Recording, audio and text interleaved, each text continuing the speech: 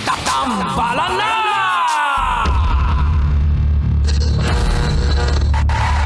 Ang tambalang kumikinang. Coliala and Diego Bandido.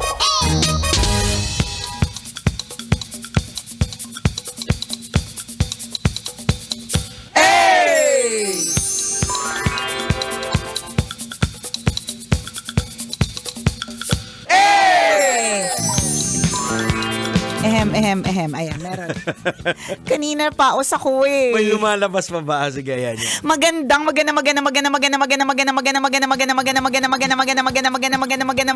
tanghali. Kumikinang na ulo, Diego Bandido.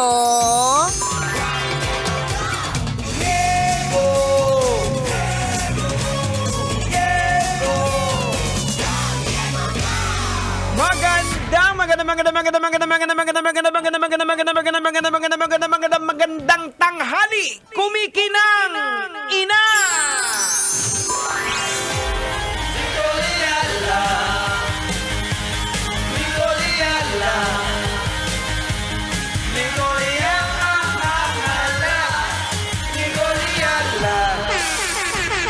Dear Nicole Yala and Diego Bandido.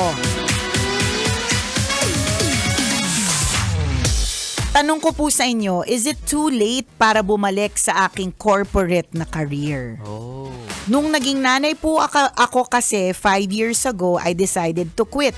Kaya lang na-realize ko nang lumalaki na ang aking anak na pwede na akong bumalik sa aking corporate job. Ang tanong, gaano na ba kahirap ang bumalik sa dating trabaho? Yeah. Thank you, Tambalan, and I hope makapagpadala ng ally this 2026. Yeah, looking forward. Very good. Magandang goal yan this Oh. 2026. Ayan. Ang makapagpadala ng ally. Ayan. Tama. Eh maganda din naman yung goal mo na na bumalik sa iyong first love ba, which is a corporate job or a corporate career. Wala namang makakapigil sa iyo. Correct. Hindi ka naman namin pipigilan. Oo. 'Di ba? Mas gusto nga namin makabalik ka para mas maganda yung alay mo. Correct. Diba? Kasi kapag ganito ngayong oras ka bumalik sa ngayong oras ka dumalaw, Oo. eh yung alay ramdam namin medyo mahina. Charos. Pero kapag bumalik ka na sa corporate na job mo, di ba? Tama. Edi pang malakasan na yung alay. So, alam mo, wala naman ako nakikitang anything na pwedeng magpigil sa'yo except fear. Correct. Lagi Yeah. naman ganun eh. Natatakot tayo lagi na may tatanggap pa ba sa akin? Pwede pa ba yung skills ko? Oo. Makakalaban pa kaya tayo sa mga mas bata. Mga mas bata Oo. na mas maganda at mas magaling, 'di ba? Yung kanilang skills, yung mga ganan. Yan naman eh. Yan lang naman yung pwedeng magpigil sa iyo eh. Pero yung magsasabi na, "Naku, wag ka na bumalik. Wala namang rason para bumalik ka." Wala. Kung gusto mo, edi gawin mo. Oo. 'Di ba? Basta make sure na alam mo na meron kang tatanggap na may magbabantay talaga sa anak mo. Yan. Hindi siya mapapabayaan, Tama. 'di ba? Yung bang ganon. Ano ba yung motivation mo kung bakit ka babalik? Yan. Hindi ba dahil na chichismis ka lang ng mga kumars? Uy, kung ako sa'yo, mas mag-ano ka na. Oo, 'di ba? Oh, 'di ba? Dahil lang ba sa chismis? Yan, no. May mga ganyan eh. Correct, totoo, napilit lang ng dahil sa chismis. Oo. Alam mo, pwede naman. Oo. Kaya lang, malalim ba na motivation Yan. yon Oo. para magtagal ka Correct. nang dahil lang sa chismis, kaya mo Oo. siya gagawin. Tapos Oo. along the way, para matahimik na yung mga kumars, Ayan. yung masasacrifice yung anak mo Correct. dahil hindi mo mababantayan. Kaya nga. So, those are things na dapat i-consider. Yan. So, Pero gusto talaga namin makabalik ka. correct. Kasi sa habang nandyan ka sa isang napakagandang trabaho, yung alay ay pangmalakasan din. Di ba? Oo, kita mo yung intensyon namin. Yun ang tingnan mo, ano ba yung intensyon? Correct. Kasi yung sa amin, tingnan mo yung intention namin, pang sarili. Correct. At hindi din masama na Oo. yung maging intention mo ay pang sariling intention. Tama. So, kunyari, ang sariling intention mo ay baka parang feeling mo, nalulosyang ka na ba sa loob ng bahay? Or Oo. parang feeling mo, yung utak mo hindi masyadong gumagana kapag ka nandyan. Nagiging idle ka. Oo, Ayan. yung mga ganun. Or kailangan na talaga ng ekstrang pera. So, yun. Yun. Hindi pwedeng basta-basta nga nandito lang sa bahay, Tama. 'di ba? Mhm. Yung mga ganon. So what is the motivation? Go, Yan. go, go. Correct, oo. Kasi yung skill set, hindi naman nawawala yan. Pwedeng i-update lang yan eh. Actually. Kasi kung minsan, halimbawa, for quite some time, wala ka na sa corporate world. So yung skill set mo, hindi naman nawawala yan eh. Hindi. So, Ano lang yan? I-upgrade mo lang. Ano na ba yung happenings Correct. ngayon? Ano na ba yung bagong uso? Correct, So kung oo. inabot mo noon ng Manila paper pagdating sa reporting, hindi Oo. na yan yung uso, Tama, 'di ba? oo. May mga iba ng mga para-paraan. Oh, yung PowerPoint nga, wala na ngayon Wala eh. na. Canva na. Di ba sabi ko nga sa'yo, pagka gumagamit ako ng PowerPoint, sinasabi talaga ng anak ko, ew, mom, nobody uses PowerPoint anymore. Jurassic na para sa kanila yun. Correct. Ang tawag niya sa akin, old and ancient. So, yun lang din. So, ang maganda na lang din naman dito, kung halimbawa, meron kang fears na parang, makakasabay pa ba ako sa mga mas bata? Alam mo, sa totoo lang, yung, to be honest medyo mahirap naman talaga sumabay dun sa learnings na meron sila. Oo. Kasi, kung ikaw ay parent, for example, ng isang grade 1 student or grade 2 student ngayon, iba na yung math nila. Yung math nila, pag pinag-aaralan mo, parang naral ko to grade 6 na ako o first year high school. Oo. 'Di ba? So, kumbaga in terms of yung mga kaalaman na ganyan, medyo mahirap nang humabol. Pero hindi naman ibig sabihin na hindi ka makakahabol. Oo. Kasi hindi naman lahat ng mga inaaral nila talagang ma-apply. Correct. Ayan. Kasi yung mga alas talaga natin, pagdating sa, halimbawa, mako-compare sa trabaho natin, kasi yung skills, pwede siyang matutunan. Yung critical thinking. Yan. Yun yung medyo unique para sa atin. Correct. Eh. At saka yung wisdom na meron ka. Oo, Wisdom yan. that comes with the age. Oo. Wisdom that comes with experience. Correct. Yun yung, Oo. yun yung mga edge mo over yung mga mas Yan. bata. Oo. Kasi maaaring yung mga bata ay mas knowledgeable. May knowledge sila. Oo. Pero yung wisdom, Yan. wala pa doon. Magkaiba yun. So yung sinasabi ni Diego kanina na critical thinking, yung Oo. pagdedesisyon Yan. ng mas Yung maayos. under pressure ka. Ayan, yung mga ganon. Yun yung edge na meron ka. Oo. So go for it. Dahil ulitin namin ni Diego, pag may trabaho ka na ng bongga, mas Tama. bongga din ang alay mo sa amin. Correct. Diba? Shoutout lang natin lahat ng mga green GSM Oy, drivers. hello, mga green drivers Oo, natin. hello po sa mga green drivers natin, lalong-lalo na kay Kuya Eric Zapanta na bukod sa nakatutok sa atin sa radio, nakatutok din sa atin sa TikTok. Ayan, Oy. speaking of shoutout ko lang sa mga taga Rojas City Capiz. Uy, hello po. Ayan, especially Shout sa aking out. pinsan, kay Baby Saripada, tsaka sa aking Auntie Inday. Ayan. Auntie Inday, Ayan, kumusta? see you soon. Shoutout sa inyong lahat dyan. Ayan, dun sa lahat ng mga kabisya natin na ganitong oras, nasa probinsya pa rin. Oo. May mga hindi pa talaga bumabalik sa realidad. Correct, oo. Mga nasa probinsya pa rin sila ngayon, 'di ba? Sana all marami pang pera, pang bakasyon. 'Di ba? Yung iba parang ayaw na magtrabaho kasi parang ang sarap ng buhay nila eh. Yun yung sinasabi natin yung kahapon pa na yung holiday blues.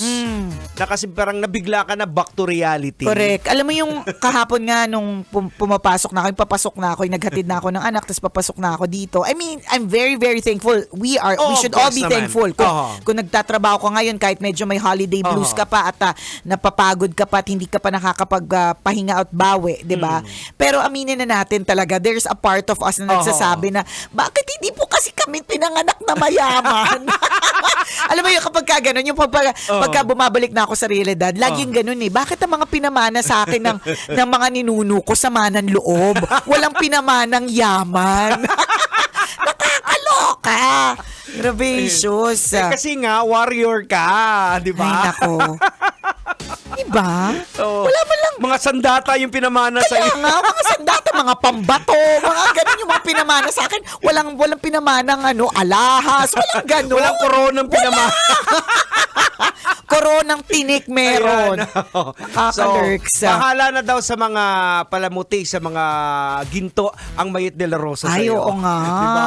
Mayet de la Rosa Fine Jewelry. Oo. Na by the way, nakita ko na sila ay hiring. Oo, nakita ko. Speaking of naghahanap ng trabaho. Ay, salamat uli, mamaya tsaka kay Sir Richard doon sa binigay na talagang tuwan-tuwa kami mag-asawa. Ay. Perfect sa amin. Grabe. Ano ba yung Appreciate binigay? namin. Alin yun? Ay, yung mga yung Oo. mga items na binigay. Correct, oo. Ganyan. Doon sa lahat ng mga kabisya natin, ako yan yung isa sa mga goals ko eh. Sabi ko, maghahanap ako ng mga alahas na, kunyari, isang piraso na lang ng hikaw. kalahati na lang, pwede ko na kasing ibenta yun kay Madam Mayet. Okay. Uy, madami, Kahit mga sira. nag-accept sila ng mga Yun. sira. Oo. Hindi sira ulo ha. Ayun Teka lang, kasi sabi ko meron silang opening Tapos Tapos nag-accept sinabi sila mo ng sira. So, ang apply naman sira ulo. Hindi po. Erase. Sorry. Ulitin natin. Meron po silang mga opening, alam ko. Parang Oo. nakita ko sa kanilang pinost. But, ito yung nag-accept sila ng mga sirang mga alahas. Alahas po, hindi Alahas. Hindi empleyado. Sirang alahas Mhm. na pwedeng Kaya yun yung mga parang tinitingnan ko. Alin ba yung mga sirang alahas? Yung mga tipong di ko na magamit kasi Oo, isa kasi lang nawala na yung nawala isa. yung kapiraso, di ba? Oo. Pwede nyo na po siyang ano tawag doon? Yung parang- Sukat, ipaggramo. Oo. Oh, ganun. Kasi pag Parang sinabi natin gramo, kasi. iba yung datingan. Ilang gramo ba? Kapag kagramo, tapos sa atin ang galing, parang sa atin nagbitaw, parang may problema talaga sa atin. Parang tayo talaga yung sira, di ba?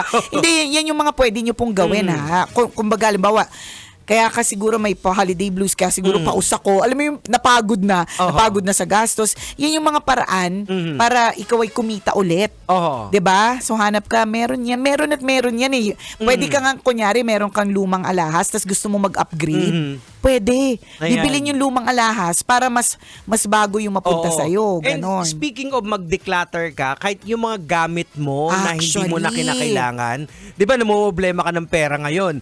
So maglinis ka dyan sa bahay, yung Totoo. mga hindi na kinakailangan, ibenta mo na. Correct. Di ba? Para ma-replenish yung budget mo. Yes. Alam mo, minsan nakala lang natin parang ito talagang katotohanan. Yung mga extra small mong pantalon, hindi na yan magkakasya sa'yo. Kung mga 2 or 3 years na yan na nandyan, na sinasabi mo, hindi ko to ipapamigay, hindi ko to ibibenta, hindi ko to ilalet go, papayat pa ako. Oo. 3 taon na yung nakalipas, friend. Ilang New Year's resolution. Correct. Ilang New Year's resolution na yung dumaan, friend. Baka naman gusto mong i-let go na yan. Ayan. It might be somebody will need it more. Oo. O di naman kaya, pwede mo ibenta May na mas cost pa mura. siya eh. Oo. Correct. Oh. So, Hindi yun- mo masasabi. Oo, isa yun sa mga pwedeng gawin, yung magligpit, Yes. ayusin, Correct. i-sort out yung mga na-order mo online na hindi mo pa nabuksan. Ayan. Ayan. Oh. Ganon, pwede. May mga ganon ka ba? May mga na-order mo May online? mga meron pa. Diba? Nung nagbuklat-buklat nga ako doon, sabi ko kay Lit, ano ba tong in-order mo? Ba't hindi pa na Diba, hindi pa buksan nabubuksan? to? May lumulusot na ewan. Ano Kasi nakalusot? parang gumagawa kasi siya yung mga flower na ibinigay niya sa'yo. ibinigay niya sa akin. So may in-order pa siya na isang malaking na nakapack pa na siguro. Na hindi niya pa nagagawa. Oh. 'Di ba? Madami tayong ganyan na sa totoo lang pwede nating kunyari gawin niya ulit na flower tapos ibebenta niya o di naman kaya ibenta mo yung mismong supply baka may Correct. naghahanap noon. Tama. O kung hindi mo bebenta, just let it go. Yan yung mga bagay na ide-declutter po natin mga kabisyo. Correct. Oo. Baka meron diyang mga pabango na wala nang laman. Oo, yan. Tapos dinidisplay mo na lang. Yung mga bote. Correct, yung mga bote kasi magaganda. Actually, okay lang naman din maging display. Oo. Pero kung halimbawa, ilang taon na ito, tas ito pa yung dahilan kung bakit nagko-collect ng dust o di naman Correct. kaya hinihika na yung anak mo kasi ang dami ng dumi at alikabok na kinokolekta ng Tama. mga naka-display na yan. It's time to let it Oo. go. Mas maganda din kung minsan para pag iba na yung mga halimbawa, iba na naman yung kolektahin mo. Ayan. Di ba halimbawa, yung mga lagayan ng Pringles. Pwede. Anong Pringles? Pringles! Pringles pala.